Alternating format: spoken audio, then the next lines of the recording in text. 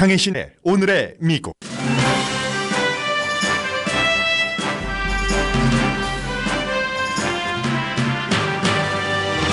장벽 쌓는 비용을 대지 않으려면 미국 방문을 취소하는 게 낫다. 트럼프 대통령이 멕시코 대통령에게 오늘 아침에 한 트윗입니다. 그 트윗에 대한 멕시코 대통령의 결정은 미국 방문 취소입니다. 멕시코 대통령은 장벽 쌓는 비용을 대는 것은 어림도 없고 미국 내 멕시칸을 보호하는 데 최선을 다할 것이라고 밝혔습니다. 트럼프 대통령이 멕시코와의 국경에 장벽을 쌓겠다는 행정명령을 한 직후 공화당 하원 의장은 비용은 일단 의회에서 승인할 것이라고 밝혔습니다. 로스앤젤레스와 뉴욕을 포함한 대도시 시장들은 이번 행정명령에 대해 연방 지원금을 못 받아도 서류 미비자를 연방정부에 신고하는 일은 없을 것이라고 맞섭니다. LA타임즈와 뉴욕타임즈는 트럼프 대통령의 이번 조치가 잘못됐다고 비난하지만 뉴욕포스트는 도시는 연방법에 따라야 한다고 주장합니다. 트럼프 대통령과 영국 내에서 비슷한 반대 세력의 공격을 받는 영국 총리가 미국에 도착했습니다. 트럼프 대통령과 회담하고는 공화당 정치인들과의 면담 일정만 잡혀 당파적인 방문이라는 지적을 받고 있습니다. 트럼프 대통령과 테레사 메이 영국 총리가 레이건 대처의 관계가 될 것인지에 대해 USA 투데이가 전했습니다. 다우지수가 2만을 돌파했지만 보통 사람에게는 베네핏이 될 게 없다고 블룸버그 뉴스가 사설에서 지적했습니다. 코스코에 이어 월마트도 자동차 판매를 늘려갑니다. 제국의 위안부를 쓴 박유하 교수가 형사재판에서 무죄 판결을 받았다고 미국 언론도 보도합니다.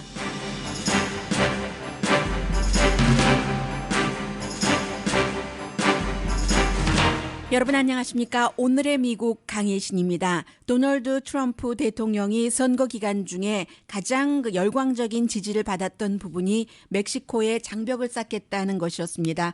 어제 이제 그렇게 말을 했었던 그 선거 캠페인을 실제로 대통령 행정명령으로 발효를 시켰습니다. A nation without borders is not a nation. Beginning today, the United States of America gets back control of its borders, gets back its borders. 국경 없는 나라는 나라가 아니고 이제 오늘부터 미국은 그 국경을 이제 제대로 그 자리를 잡아가겠다.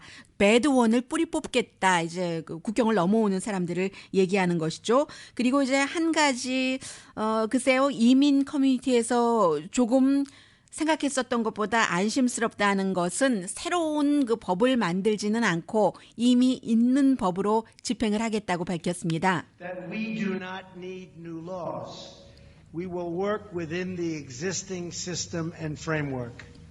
We are going to restore the rule of law in the United States. 그 이민법이라는 게 특히 그 국경 강화를 얘기를 하고 있고 그래서 결국은 이제 첫 번째는 비용 문제, 멕시코와의 관계, 그리고 이제 미국 내부에서의 대도시 이민자가 많은 지역과 연방 정부의 관계, 이게 이제 어떻게 돼갈지 사실은 아무도 모릅니다.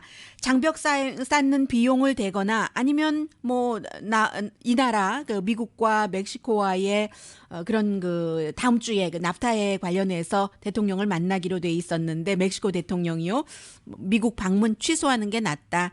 이게 오늘 아침에 도널드 트럼프 대통령이 그 트윗으로 한 얘기입니다. 그리고는 그 오늘의 미국이 시작하기 직전에 멕시코 대통령이 결국은 미국 방문을 취소했다는 뉴스가 나오고 있습니다. 그 전까지 어제 하루 종일 멕시코에서도 이 내용만 그 보도가 됐고 멕시코 대통령이 멕시코 국민들에게 대국민 담화 같은 것을 했습니다. 애니카 페니어 그 니에톨 대통령이 정말 뭐 하루 종일이라고 말씀드려도 되고 이 뉴스는 세계에서 다 마찬가지로 앞으로 미국과 멕시코가 이제 이민 장벽 이 문제 때문에 나프타까지 어떻게 될 것인가. 물론 그 트럼프 대통령은 미국과 멕시코가 지금 600억 달러 미국이 멕시코에 대해서 무역 적자가 있는데 이 정도가 되면은 멕시코가 그 벽 쌓는 비용을 대야지 되는 것 아닌가.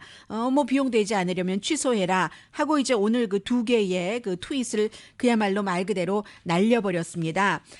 그에 대한 그 멕시코 그 대통령의 반응은 이랬습니다. 이제 오늘 그 취소 결정을 내리기 전까지 미국이 이제 그 같은 결정을 한 것이 상당히 그 슬프고 좀 그 존중을 하는 상호 존중해서 국제 관계가 이루어졌으면 좋겠다는 게 멕시코 대통령의 발표였습니다. Lamento y repruebo la decisión de Estados Unidos de continuar la construcción de un muro que desde hace años, lejos de unirnos, nos divide.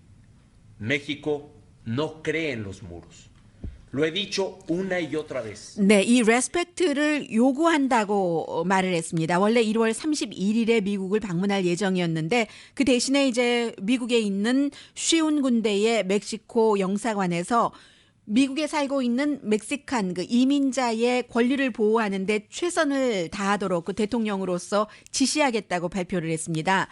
그리고는 이제 당연히 뭐 장벽을 쌓는 비용 되는 것 어림도 없다고 얘기를 했는데 그러면 일단 이 비용을 어제 행정명령에 따르면 국토안보부가 갖고 있는 그 예산으로 하기로 했고 그런 것들을 의회에서 승인을 해야지 되는데 지금 뭐 의회는 공화당의 상원과 하원에서 모두 그 다수당이고 오늘부터 이제 필라델피아에서 1년에 2번 있는 공화당의 리트릿이 시작이 되는데 공화당의 하원 의장과 이제 상원 그 원내 대표가 공동으로 기자회견을 하면서 우선 미국이 그 비용을 대겠다고 밝혔습니다. 그리고 추후에 멕시코가 그 비용을 다시 그 트럼프 대통령의 말에 따르면 리임버스를 하게 할 방법은 여러 가지가 있다는 것인데 폴 라이언 하원 의장 얘기입니다.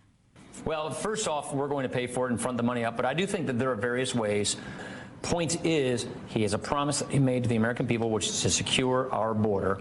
A wall is a big part of that. We agree with that goal, and we will be working with. 대통령의 목표에 동의를 한다는 얘기인데 그 대통령의 목표라는 것이 미국 사람들을 안전하게 하기 위해서 장벽을 지키겠다는 것이고 그러면 그 장벽에 대해서는 비용이 여러 가지로 많은 사람들이 계산을 하고 있습니다. 80억 달러에서 140억 달러, 250억 달러 그 이상 될 것으로 보는 사람들이 많은데 그럼에도 불구하고 일단 국경을 지켜야지 된다는 트럼프 대통령의 결정, 그 목표를 폴 라이언 하원 의장이 지지를 한다고 했습니다. 오늘 아침에 뉴욕타임스는 사설에서 이 장벽을 건설하는 데 들어가는 진짜 비용 이렇게 얘기를 하면서 이게 민권을 위반할 수도 있고 인종차별 위험도 있고 이 부분은 이제 행정명령에 들어간 또 다른 것을 얘기하는 거죠. 로컬 경찰이 뭔가를 그 업무를 수행하다가 이 사람이 서류 미비자다라고 판단이 되면은 연방 그 관계 당국에 신고를 하도록 돼 있는 거. 로스앤젤레스를 포함한 많은 이민자들이 있는 곳에서는 이 내용이 집행되지 않고 있고 그리고 실제로 이제 민주당 그 오바마 행정부에서는 이런 것을 그 하게 하지도 않았고 특히 이제 뒷부분에는 많이 그렇죠. 그래서 굉장히 위험한 그 행정명령이라고 뉴욕타임스가 우선 그 비판 섞인 지적을 하고 있습니다. 반이민 성향의 캠페인이 굉장히 그 캠페인 당시에는 호응을 그 받았지만 현실을 보면은 최근에 불법 이민이 많이 줄어들어서 1983년부터 2006년 사이에는 매년 120만 명이 불법 입국을 시도했지만 2006년에는 그게 이제 한 3분의 1로 줄어들어서 41만 5천 명밖에 되지 않고 그리고 이제 대부분이 그 사우스 센트럴에서 오는 사람들이라는 얘기요. 폭력이라든가 그 나라의 가난에서 벗어나고자 하는 그런 것들 그리고 국경 수비 비용이 지금 굉장히 많이 들고 있어서 90년도에는 1년에 2억 6,300만 달러밖에 안 들었는데 2015년에는 38억 달러로 넘어오는 사람은 적은데 오히려 그 비용은 굉장히 늘어나겠다는 것이요. 그리고 이제 그 지금 그 트럼프 대통령은 어떻게 그 멕시코가 비용을 대게 하겠는가 여러 가지를 그 협박을 한다는 얘기입니다.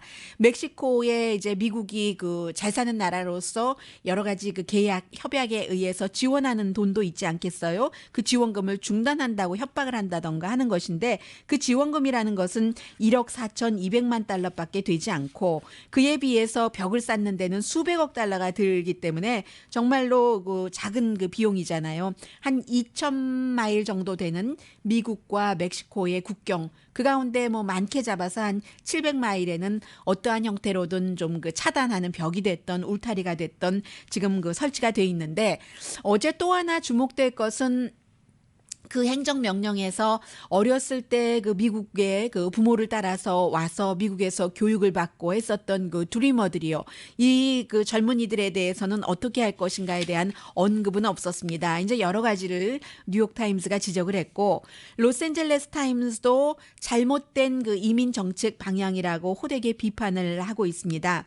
벽이 되었건 울타리가 되었건 정말 380억 달러까지도 로스앤젤레스 타임스는 그 비용을 보고 있는데, 2015년을 기준으로 할 때 퓨 리서치사요. 지금 미국에서 멕시코로 떠나는 사람이 들어오는 사람보다 많고, 이것은 이제 경제적인 이슈, 그리고 전반적인 미국에서의 그 따가운 눈초리, 이런 것들 때문에 그렇죠. LA 타임스도 국경 수비가 중요하고 지금까지 제대로 해오지 못했다는 것은 인정을 했습니다.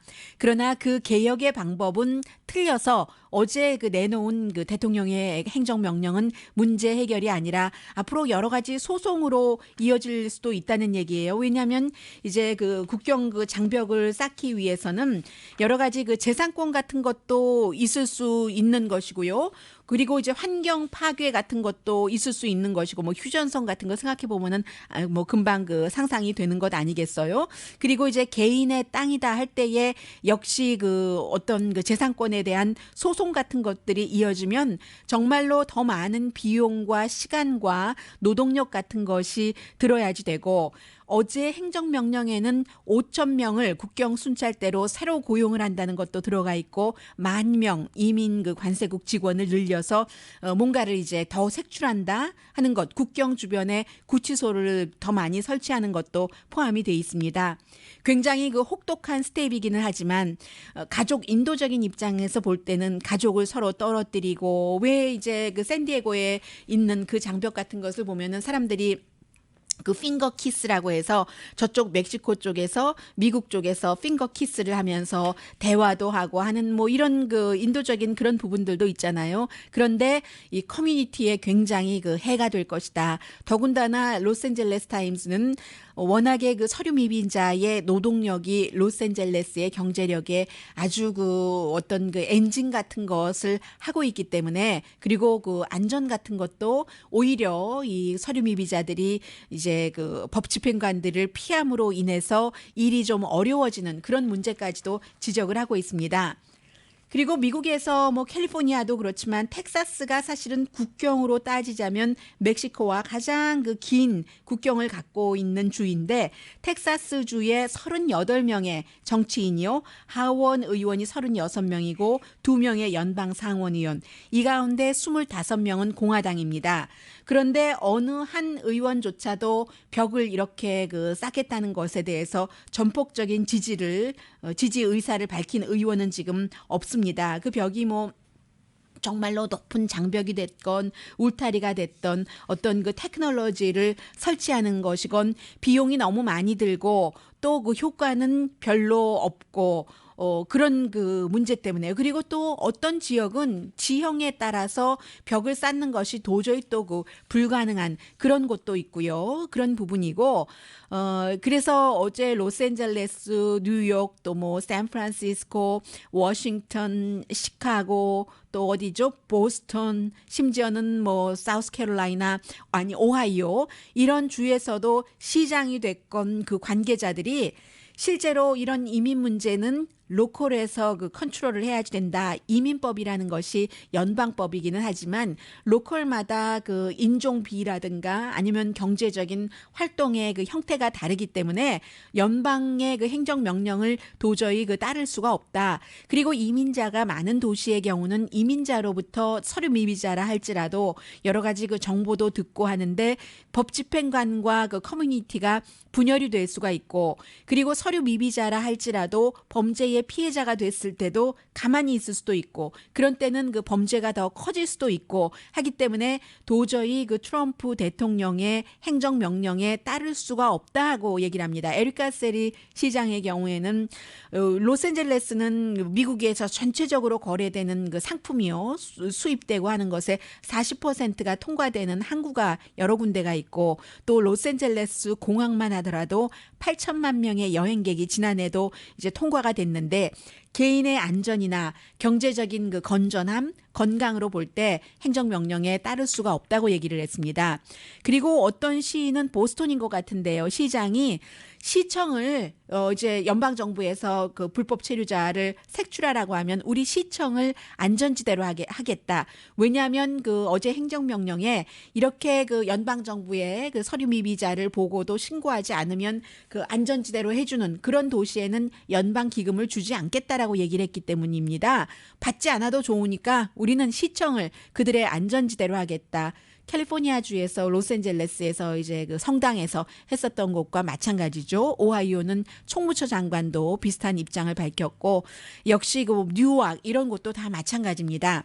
그런데 이제 이것도 언론사별로 달라서요. 뉴욕 포스트 같은 경우는 트럼프의 그 백악관 대변인이 제일 먼저 AP통신 전형적으로 제일 그 질문을 먼저 하게 하는 그 통신을 제치고 질문을 하게 했었던 신문이잖아요. 이 트럼프를 그 지지를 했었고 뉴욕 포스트는 아무리 그 도시마다 뭐 대중의 안전이라든가 경제적인 그런 그 서로 다른 형편 여러 가지 그 사정이 있다 하더라도 연방법을 위반하면은 전체적으로 이게 그 기강이 그 흔들리기 때문에 아무리 그 사정이 있어도 연방법에 따라야 된다고 사설에서 주장을 했습니다.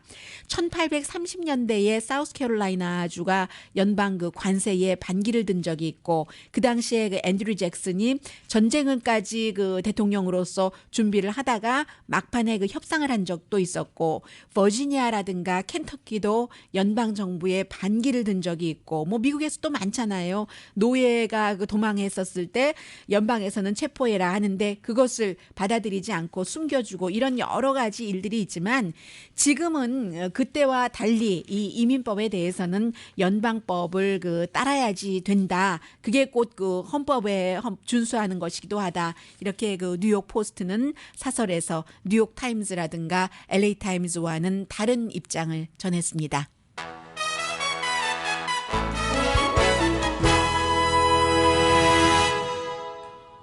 많이 흔들리고 있고 삐걱거리고 있고 그러나 이제 이것이 그 새로운 출발로 향하는 것인지 아니면 주저앉을지에 대해서는 누가 알겠습니까? 아무도 모릅니다. 지금 영국 총리도 와 있는데 영국 총리도 뭐 세계에서 달가운 시선으로 보는 사람도 있고 트럼프 대통령이 받고 있는 따가운 그런 시선을 받고 있는 사람이기도 하는데 그와 관련돼서 앞으로 그 도대체 미국이 세계에서의 위치를 어떻게 그 설정해 나갈 것인지 그리고 그 트럼프 당선자의 주변 인물에 대해서 언론이 좀 부당하게 그 지적을 하고 있는 것도 있습니다. 예를 들어서 그의 그 고문이 선거 당시에 두 군데 그 주의 유권자 등록을 했다 하는 것 이것을 마치 굉장한 그 불법을 저지른 것처럼 보도를 하고 있는데 한국 언론도 마찬가지고요.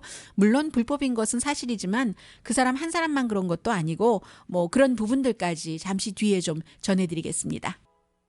오늘의 미국 듣고 계십니다. 네, 이제 1년에 2번 있는 그 공화당의 위트릿이 필라델피아에서 있기 때문에 오늘 이제 그 부통령이 연설을 하고 대통령도 그곳에 가서 이제 오바마 케어라든가 여러 가지 그 멕시코의 장벽을 쌓는 것 이런 것들에 대해서 공화당 정치인들과 대통령 부통령이 함께 의논을 하게 되는데 백악관과 상원 하원이 공화당이 전부 그 장악하고 나서 있는 그 위트릿은 뭐 지난 한 10년 넘어 만에 처음인 것 같은데요. 거기에 이제 영국의 테레사 메이 총리까지 함께 가게 되는 겁니다.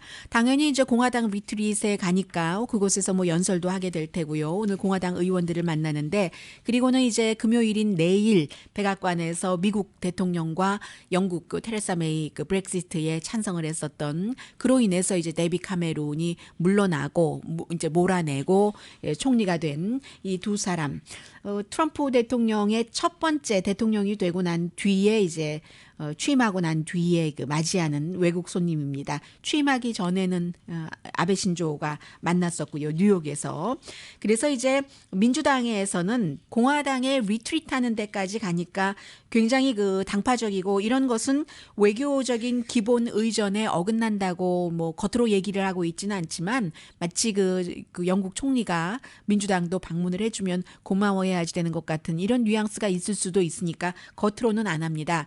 그러나 과연 그 반가운 일은 아니죠. 영국에서 총리로 취임한 지 얼마 되지 않는 사람이 공화당 의원들만 만나고 간다면 현재까지의 일정은 민주당 의원들을 만날 그런 그 스케줄은 없습니다. 그래서 이제 조금 그게 불편하게 된 것이고 그리고 지금 이 그 브렉시트에 대해서는 트럼프 대통령도 그거 잘한 일이다라고 얘기를 하고 있고 그러나 나토에 대해서는 입장이 조금 그 달라요. 나토에 대해서는 트럼프 대통령은 정말 시대착오적이고 뭐 없어져도 된다라고 얘기를 하지만 그 테레사 메이 영국 총리는 나토의 그 중요성 같은 것을 생각을 하고 있고요. 그래서 과연 이 두 사람이 로널드 레이건과 마가렛 대처가 굉장히 그 1980년대에 가까웠기 때문에 그때의 미국의 대통령과 영국의 그 총리, 영국은 뭐 여왕이 상징적이니까 뭐 대통령이나 마찬가지잖아요. 그렇게 될 수 있을까? 이 얘기가 지금 계속 그 나오고 있는데 오늘 그 USA 투데이가 좀 자세히 전하고 있습니다. 어제 그 미국으로 출발하기 전에 이 영국의 총리가 이미 영국 정치인들에게 트럼프 대통령을 좀 그 찬양하기 시작했어요. 트럼프 대통령은 칭찬받는 것을 다른 사람들 누구나 다 마찬가지지만 특히 좋아하잖아요. 어떻게 보면은 정치적으로는 순진한 인물이기 때문에 뭐 다른 나라에서 아주 그 능구렁이 같은 정치 경험이 많은 사람으로서는 다루기 쉽다고 생각할 수도 있겠죠. 해서 먼저 그곳에서 흘립니다. 아, 이 트럼프 그 대통령에게는 아주 솔직하게 뒤로 돌려서 말하는 것도 아니고 그런 것에 대해서 겁낼 필요가 없다. 그만큼 이제 굉장히 그 이중성을 갖고 있지 않는 사람이라고 그 테레사 메이 총리가 먼저 영국에서 얘기를 했고 좀 두 사람이 그 다른 점도 있고 같은 점도 있어요. 이 트럼프 대통령은 누가 뭐라고 하더라도 커뮤니케이터라고 할 수 있죠. 사람들이 무슨 말을 듣고 싶어 하는지 언제 어떻게 말해야 되는지를 잘 알고 있기 때문에 그런 부분에 있어서는 레이건과 조금 비슷한 것도 있고요. 그러나 이제 레이건 대통령은 보다 좀 품위를 지키는 타입이고 트럼프 대통령은 그야말로 그 보통 사람들의 언어라든가 길거리, 저작거리에서의 말 같은 것을 해서 또 편안하고 그런 그 부분도 있고요. 또 이제 트럼프 대통령은 유명인이고 그에 비해서 테레사 메이 영국 총리는 굉장히 강하죠. 두 사람이 정치에 있어서의 그 공통점이 있다면 큰 정부를 싫어한다는 이런 점이고요. 그래서 이제 내일 당연히 테러리즘에 관해서 얘기를 할 테고 시리아의 내전, 러시아와의 관계를 어떻게 할 것인가, 나토 부분, 무역 부분, 무역이 이제 두 나라의 무역 거래가 뭐 1,870억 달러 정도는 되는데 더군다나 이제 브렉시트에서 탈퇴를 하면은 뭐 이게 기간은 좀 필요하겠습니다만은 그리고 나서 영국으로서는 미국과의 무역이 굉장히 더 중요해질 테고. 지금도 그 영국에서는 미국이라는 나라가 영국 내부에서 가장 많은 투자를 하는 외국이 그 되고 있으니까는요. 그래서 이제 뭐 이기고 나서 트럼프 대통령이 당선되고 나서 24시간 안에 9개국 지도자와 전화 통화를 했는데 그 가운데 한 명이 이제 테레사 메이가 포함이 돼 있었고요. 이 레이건 대통령과 그 마가렛 대처 영국 총리는 이념적으로도 그렇고 또 어떤 그 개인적으로도 굉장히 그 가까웠는데 그 이전에는 프랭클린 그 루즈벨트와 윈스턴 처칠이 가까웠잖아요. 사실은 러시아가 이번에 그 미국 대선에 개입을 했다고 하지만 러시아가 처음도 아니고 영국도 그 윈스턴 처칠이 그 당시에 1차 대전 치르고 2차 대전 너무나 그 힘겹게 싸우고 있었을 때 미국이 개입해 주기를 바라면서 미국의 대통령 선거에 영국도 그 당시에 개입을 했었습니다. 윈스턴 처칠이 주도를 해서 어느 대통령이 돼야지 2차 대전에 미국이 탁 들어오게 하는 것을 결정을 할까 해서 그 프랭클린 루즈벨트를 좋아했었고, 당시에 그 영국이 미국 언론을 상당히 이제 여론을 조성하기 위해서 미국이 이제 전쟁에 참전을 해야지 된다 하는 것을 하기 위해서 페이크 뉴스가 그 당시에 이미 있어서 페이크 뉴스 같은 것도 많이 퍼뜨렸었고요. 그래서 이제 그 윈스턴 처칠과 프랭클린 루즈벨트는 그 이후에 아무튼 굉장히 친했었고, 그리고는 이제 그 30년 만에 테레사 메이, 트럼프 이 두 사람이요. 레이건 이후에 30년 만에 이렇게 되는 것인데, 과연 이게 잘 될 것인가. 레이건 대통령은 굉장히 그 마가렛 대처의 일에 있어서의 윤리 같은 것, 그리고 강직한 것, 노조가 아무리 싫어해도 뭐 탄광 같은 거 폐쇄하고 노조와 대립하고 굉장히 강했잖아요. 언론이 아무리 비판을 해도 언론보다 사실은 마가렛 대처가 더 강했기 때문에 어느 부분은 성공을 했는데, 그런 것을 좋아했고, 마가렛 대처는 그에 비해서 본인이 그 언론과 굉장히 대립을 하고 있기 때문에 로널드 레이건 대통령의 그 능숙한 어떤 그 유머러스한 점이라고 할까요? 커뮤니케이션을 잘하는 것, 이런 것들을 좋아했고, 두 사람은 구소련을 굉장히 싫어했었다는 것, 그리고 자유시장을 좋아했었다는 공통점이 있는데, 지금 테레사 메이와 그 도널드 트럼프의 경우는 캐릭터는 달라요. 캐릭터는 다르기는 하지만 테레사 메이가 좀 차가운 사람이잖아요. 마가렛 대처는 현실적인 사람이었고, 레이건 대통령은 굉장히 좀 차밍한 사람이었고, 그에 비해서 이 트럼프 대통령은 좀 투박하다고 할까요? 그런 부분들이 있는데, 근데 이제 두 사람 다 지금 현재의 그 영국 총리와 미국 대통령이 외로운 사람들이라는 것, 국내에서 또 해외에서도 마찬가지로 테레사 메이도 친구가 별로 없잖아요. 브렉시트를 찬성했었던 것 때문에.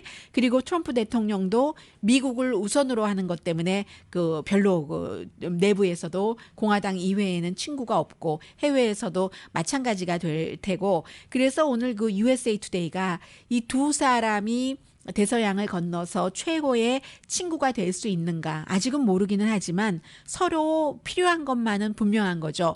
테레사 메이 그 영국 총리로서는 블랙시트가 재난이 아니다 하는 것을 해외에 누군가 중요한 사람의 입으로서 홍보가 될 필요가 있는데, 그게 이제 트럼프 대통령이 해주고 있는 것이고, 그리고 트럼프 대통령으로서는 이제 그 멕시코 대통령도 오지 않는다고 하니까 무역 딜 같은 것, TPP를 무효로 했고, 나프타도 이제 재설계를 한다고 하는데, 이런 것들이 다 떨궈져 나가고 어떤 큰 변화가 있을 때 영국과 더 가까워져야지 되는 이런 것들도 필요하고 해서, 일단 두 사람이 서로가 원하는 부분이 있기는 하지만 어떻게 될지에 대해서는 who knows라고 말씀드릴 수 있는 것이고요.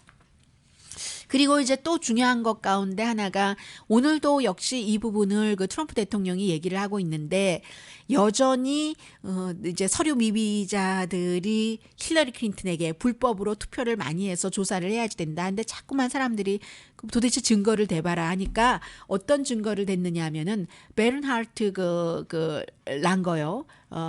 베른하르트 랑거가 독일의 두 번 메이저 마스터 우승자 아니에요? 그가 나에게 얘기를 했다. 플로리다주에서 선거를 하려고 섰는데, 그 선거 관리자가 그 선거를 하기에 굉장히 까다롭게 본인에게는 하면서, 이 베른하르트 랑거의 앞뒤에 있는 사람은 마치 어떤 나라 이름도 언급을 했습니다. 언급을 하면서 그 사람들에게는 쉽게 투표를 하게 해주더라. 그래서 굉장히 이 랑거가 좌절을 했었다라고 얘기를 했거든요. 그런데 이 랑거의 딸이 뭐라고 미국 언론과 뉴욕타임스와 인터뷰를 하느냐면은, 아버지는 지금 영주권자고 독일 시민이기 때문에 투표권이 없는 사람이다. 그리고 트럼프의 친구도 아니다. 트럼프는 친구라고 얘기를 했습니다. 왜 트럼프 대통령이 그런 말을 했는지는 모르는데, 다만 우리 아버지는 이 트럼프 대통령 당선자와 땡스기빙 데이에 한번 만났고, 그때 우리 아버지가 친구 스토리요.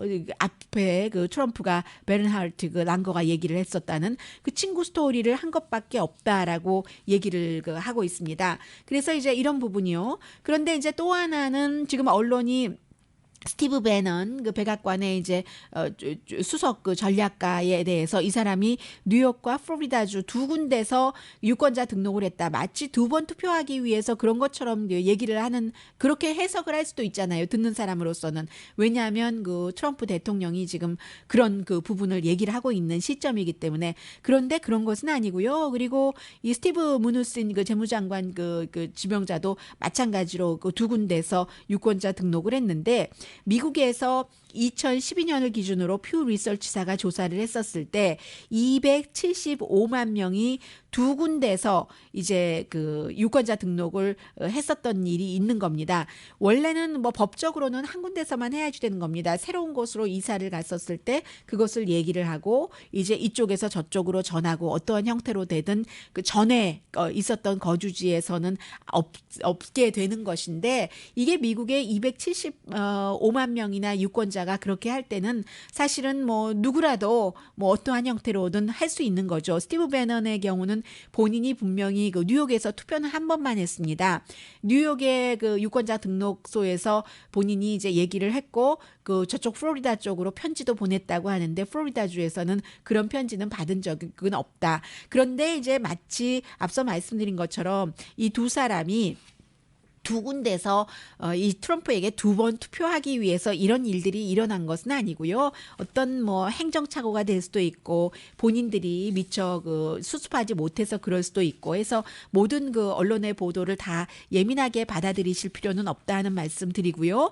그리고 이제 또 하나는 그 트럼프의 지금 뭐 겨울 별장이 될 수 있다고 하는 그 이제 그 플로리다주에 있는 골프장이 멤버십 피를 그 지금 뭐 20만 달러로 올려서 거의 그 두 배를 올렸다고 하잖아요. 그리고는 매년 또 14,000달러를 내야지 되는데 이것도 사실은 예전에도 이렇게 받았었어요. 그런데 계속 그 멤버가 줄어드니까 2012년에 반 정도로 지금 그 이제 멤버십 피를 깎았다가 10만 달러로 했다가 취임식 하기 바로 전에 이제 20만 달러로 올렸다고 이거 전 대통령이 장사하는 것 아니냐라고 얘기를 하고 있고 실제로 이제 그가 뭐 겨울 별장으로도 한다고 하고 땡스기빙 데이 때도 갔고 뉴 이어스 데이 그 크리스마스 이때도 갔기 때문에 만약에 이곳에서 내가 멤버십을 사면은 트럼프 대통령과 만날 기회도 있네 생각을 할 수 있는 사람들도 있죠. 근데 아무튼 전에도 그 정도를 받았었습니다. 오히려 문제가 되는 것은 지난주에 메릴랜드주의 전기 그 컨트랙터가 넌스탑으로 50일 동안 하루에 10시간에서 14시간 동안 일을 하고도 200만 달러 추가 비용을 받지 못했는데 이게 그 트럼프 인터내셔널 호텔이요. 워싱턴 DC에 지어진 트럼프 그 측에서 빨리 해달라라고 얘기를 해서 그렇게 넌스탑으로 했는데도 추가 비용을 아직도 그 지불하지 않아서 1,500만 달러만 받아서 이제 200만 달러에 대해서 결국은 뭐 달라고 아무리 해도 안 주니까는 이게 소송하는 것 아니겠어요? 그런데 지난 30년 동안 이 트럼프 재단은 3,500건 소송을 당했습니다. 예를 들어서 돈을 제대로 주지 않았다, 임금을 너무 그 약속한 대로 주지 않았다, 날짜를 맞추지 않는다 이런 부분. 그리고 트럼프 대통령은 그 부분에 대해서는 마음에 들지 않으면 돈도 깎을 수 있는 것이고 뭐 하는 것이지 라고 얘기하는 거죠. 근데 큰 돈이 왔다 갔다 할 때는 여러분들 아시잖아요. 날짜를 하루만 늦추더라도 돈을 주는 측에서는 그것으로 이자로 돈을 얼마나 버는 거예요. 받는 사람 측에서는 돈을 얼마나 손해보는 겁니다. 그리고 2005년 이후에 공정한 노동표준법을 이 트럼프 파운데이션에서 24건이나 위반한 그런 케이스는 있었습니다.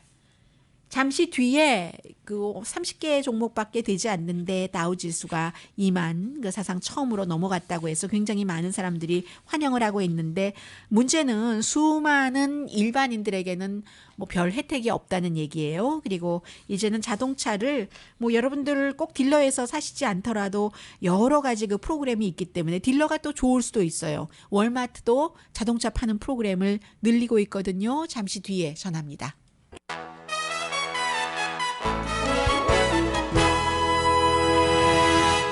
어떠한 확신의 증표가 아니다. 다우지수 2만이 모두를 행복하게 할 수 있다는 오늘 그 블룸버그 뉴스의 사설입니다. 다우지수가 2만을 돌파했다고 잘못 해석하는 사람들이 많은데 뭐 트럼프의 경제 성장 능력을 뭐 확실히 그 보여주는 것이다. 이렇게 해석하는 것은 잘못된 것이다라고 지적을 하고 있고요. 그러나 이제 트럼프가 선출된 이후에 다우지수가 10% 오른 것은 사실인데 그의 여러 가지 그 정책이라든가 세금 감면이라든가 이런 것에 대한 기대감은 추후에 더 확실하게 알 수가 있고 그리고 뭐 CNN 같은 경우는 이게 하루아침에 되는 게 아니라 경제가 조금 그 건전하다 하는 것을 또 반영하는 것이니까 지난 그 오랜 동안에 이제 그 민주당 행정부에서 해왔었던 일들이 뭐 반영이 된다는 지적도 했는데 어쨌든 그 투자가 이런 그 또 그 월스트리트에서 좋은 일들이 일어나는 것이 모든 사람들에게 다 골고루 돌아가는 게 아니고 경제 성장이 뭐 크게 그로 인해서 늘어날 것이라는 것이 이제 보장된다는 것도 아니고요. 미래는 일단은 그 불투명하다고 얘기를 합니다. 지금 그 2만이 됐다고 해서 그 돈이 남아돈다고 해서 어떤 그 주식 투자가들이 벌었다고 또다시 그것을 투자를 할 것인가? 이것도 조금 그 의문이고요. 또 그 트럼프 그 행정부의 어떠한 정책에 대해서는 기간 산업에 대한 투자를 늘린다고는 하지만 지금 예산 적자가 컨트롤되고 있지 않는 이 상황에서 과연 그 장기적으로 베네핏이 될 수 있을까 하는 얘기 그리고 이제 보통 사람 그 메인스트리트과 그 월스트리트이 다르다 하는 얘기를 하고 있습니다. 그런데 이제 블룸버그 뉴스뿐만이 아니라 이제 어제 이런 얘기가 나오고 나서 많은 그 언론들 전문가들이 분석하기를 오늘 그 NPR 방송도 마찬가지입니다.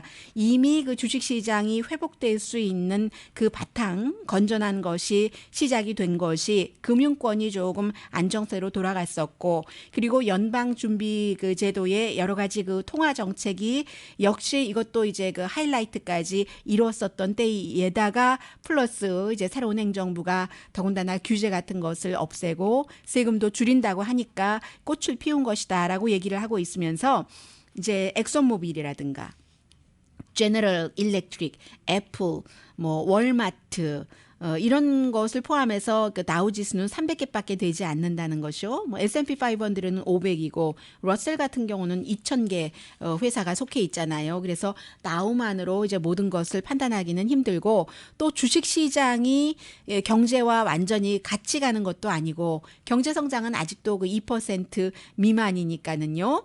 뭐 또 미국이 2007년만 하더라도 미국 사람들이 65%가 주식에 투자를 했었는데 지금은 지난 9년 사이에 최저로 52%의 미국인만 주식에 투자를 하고 있기 때문에 숫자적으로도 이제 득을 볼 수 있는 사람도 적고요. 가장 중요한 것은 언제까지 이렇게 그 마켓이 플러스가 될 것인가 하는 것. 이것도 누가 다 알겠어요. 예를 들어서 미국 내에서나 외부에서 오늘도 그 다우지수 지금 22포인트 올라가고 있는데 군사적인 대치가 있다던가 나스닥은 마이너스 2.999요. 아니면 그 은행권이 지금까지 안정되고 있는데 S&P 500에도 지금 마이너스 2.76입니다.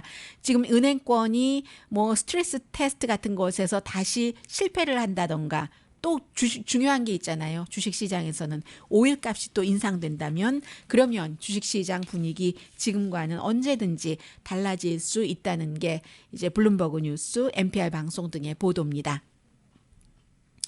오늘 크리스찬 사이언스 모니터가 보도를 했는데 원래 플로리다주에서 지난해에 월마트가 자동차를 팔기 시작했는데 그것을 올 4월부터는 4군데 도시를 더 늘렸습니다. 휴스턴, 달라스, 피닉스, 오클라호마 시티 그렇게 해서 뭐 제가 지금 방송하고 있는 로스앤젤레스까지 올 수도 있는 거죠.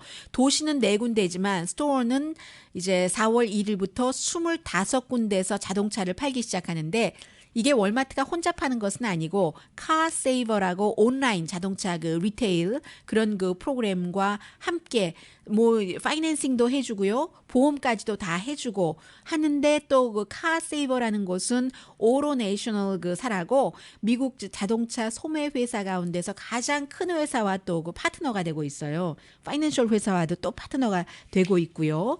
해서 이 카세이버라는 온라인 자동차 파는 회사는 2012년도에 마이애미에서 그 시작을 했는데 딜러십을 운영한 경험이 있는 사람들이 한 것이고요.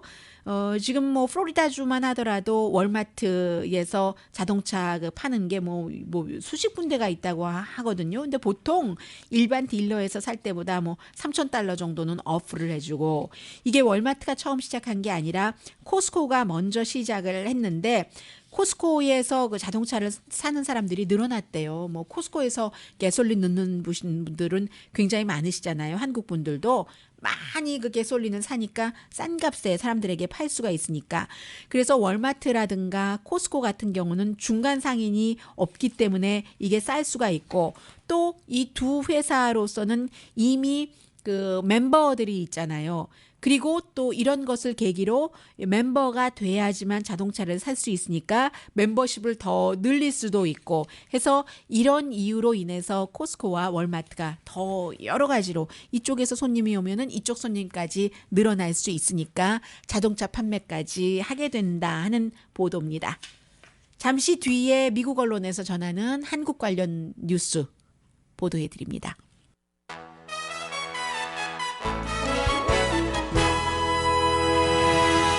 오늘의 미국 듣고 계십니다. 제국의 위안부를 쓰는 세종대학교 그 일어문학과 교수가 지난해에 민사소송에서는 졌지만 어제 그 형사 재판에서는 승소를 했습니다. 이 제국의 위안부 그 책에서 뭐 가장 중요한 내용은 그거잖아요. 일본 정부가 직접 그 위안부를 그 했다는 증거가 없다. 그래서 법적인 책임도 없다. 뭐 그런 것이요. 그 뭐 한국인 뭐 일본의 민간인들이 그런 리크루트를 했다 해서 이제 할머니들이 굉장히 싫어하셨고, 많은 학자들도 마찬가지였는데, 재판부가 뭐라고 얘기를 했는가 하면은 그 학문의 자유는 만약에 그 사실이 틀렸을 때도 보장돼야지 된다. 그래서 박유화 교수의 이 같은 그 주장에 대해서는 그 학계와 시민이 자유 토론으로 판단을 해야지 된다. 민사소송에서 졌었을 때는 그 명예를 훼손했다고 해서요. 위안부 할머니들 $8,500 벌금형을 받았는데, 결국은 이제 형사소송에서는 이렇게 그 됐던 그런 부분들을 오늘 많은 그 미국의 언론들도 전하고 있습니다. 강한 그 강간이라든가 매춘도 그 당시에 있었지만 나중에는 또 그 위안부들이 일본인들과 뭐 좋은 관계도 지냈다, 이런 내용들도 있었고, 역사학자들 가운데서는 일부 데이터만 인용을 해서 박유화 교수가 책을 썼다고 비난한 사람들도 굉장히 많이 있는데, 어쨌든 일단 일단락 났습니다. 검찰은 원래 한 그 3년 정도 징역을 언도를 했었는데, 그렇게 되기를 바랬었는데 이제 무혐의로 됐습니다. 오늘의 미국은 전문가가 추천하는 이민법, 가정법 전문 제인정 종합법률사무소, 자동차 에어컨 점검과 수리 최저 가격을 보장하는 부에나파게 타이어스 포 유, 편한 마음으로 맡기면 모든 치아 문제를 해결하는 아로마센터 2층의 종합치과 이편한 치과 공동 후원이었습니다. 10시에 좋은 아침, 좋은 하루 방송됩니다. 필라델피아에서 이제 공화당 정치인들이 이제 모여서 단합대회 같은 것을 하는데, 지금 막 전부 자리에 모였습니다. 그래서 대통령이 이제 곧 나올 것 같아요. 나와서 연설을 하는데, 공화당 정치인들이 예비선거 당시에 초기에는 그렇게 그 트럼프 대통령에 대해서 거부감을 느꼈지만 공화당 쪽 아니라고 이제는 다 그 받아들이는 그런 그 분위기고요. 민주당에서는 웨스트버지니아 상원이 진짜 사람들에게, 보통 사람들에게 어떻게 대화를 해야지 되는가 하는 것을 지금 가르치고 있답니다. 2016년은 졌지만 2018년도에 또 다른 그 선거가 있고, 그만큼 그 트럼프라는 대통령이 real people, 보통 사람들에게 어떻게 얘기를 하고 설득시키는 줄을 알고 그런 것들이 이제 성공했기 때문에 데뷔하는 거겠죠.